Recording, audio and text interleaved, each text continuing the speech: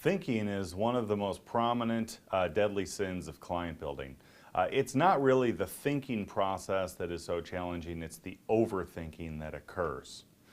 People who come in, especially at the higher levels of financial advising, tend to be very articulate and very analytical in how they do their work, which is fantastic. That skill, though, does not serve them in the repetitive behaviors that are critical to be successful in their career.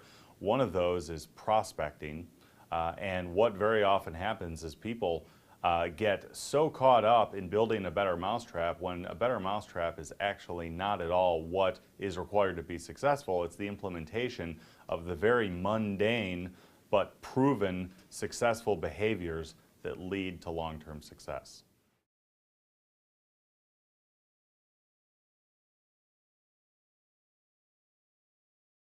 Overthinking in a sales career is very closely connected to a powerful fear of failure.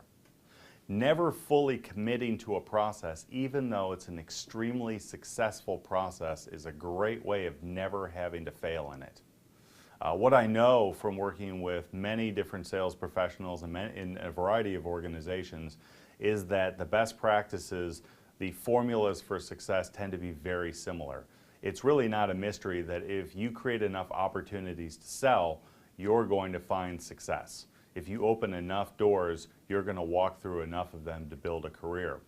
What people very often do, however, is they never fully commit and dive into what the system is. Therefore, they can't fail it. Nobody wants to be the person who can't make the standard process work. So what happens is there is an intellectual process of finding flaws in it and attempting to rebuild it in a different way, when that becomes an absolutely fruitless activity that takes time and energy away from simply doing what works.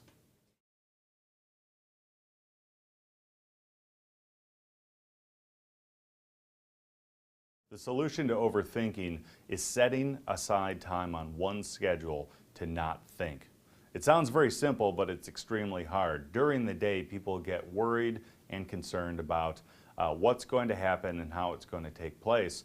What I love to see people do is to set aside at least an hour a day when one will not think but do.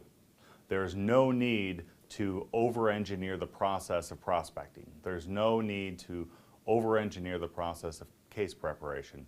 What a person needs to do is set aside time to absolutely get involved in that activity, to not tinker or change it, but to commit to regularly following through and executing. It's one of those times where I would strongly advise people not to think.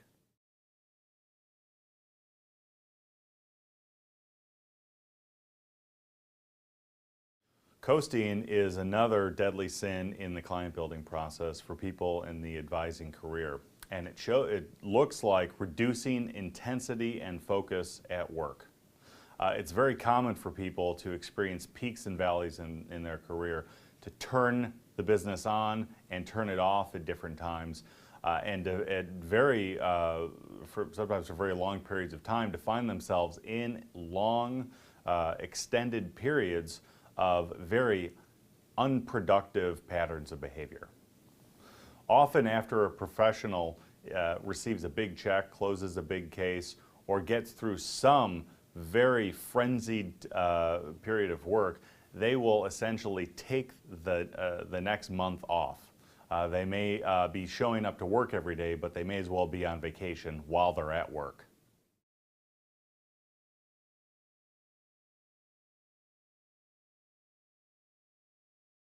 The cause of coasting is essentially a lack of discipline. So much of this business requires habit-forming discipline of behaviors that lead to successful outcomes. What very often people rely on in this business that I've found, and this shows up in client builder meetings all the time, is adrenaline. Is that charge of internal energy that takes them from one place where they are now to some other place in the future. And that can be fine for short-term results, but it can be a killer if you're looking at building a sustainable career over time. Many people simply do not have or have chosen not to build a strong sense of discipline to their practice. One thing I found is that many producers have a mistaken belief that they can simply turn it on or turn it off based on what the conditions around them require. And I think while that may be possible, it doesn't lead to a successful long-term career. The sustainability of a producer's practice is very critically dependent upon the habitual practices that they engage in on a regular basis.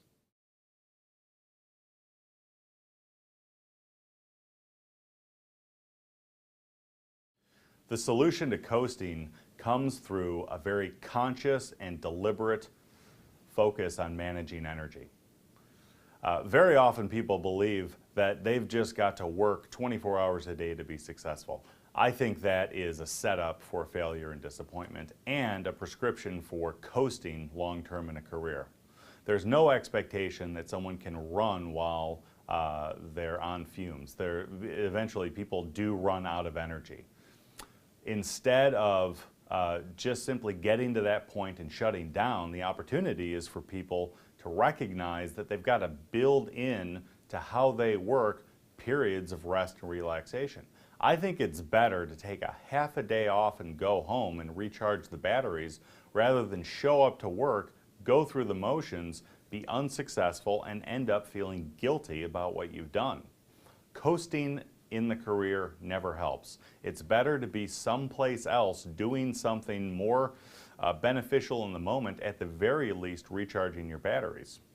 Now that can of course be abused and it's critical to get feedback and support from others who might recognize that you're using this recharging as an excuse. However, if you're honest with yourself, you'll know the times when you're coasting because you simply haven't managed your energy, or if you're coasting because you're avoiding doing something difficult. Now in a client builder group, it's important for people to recognize both that in oneself and that in others.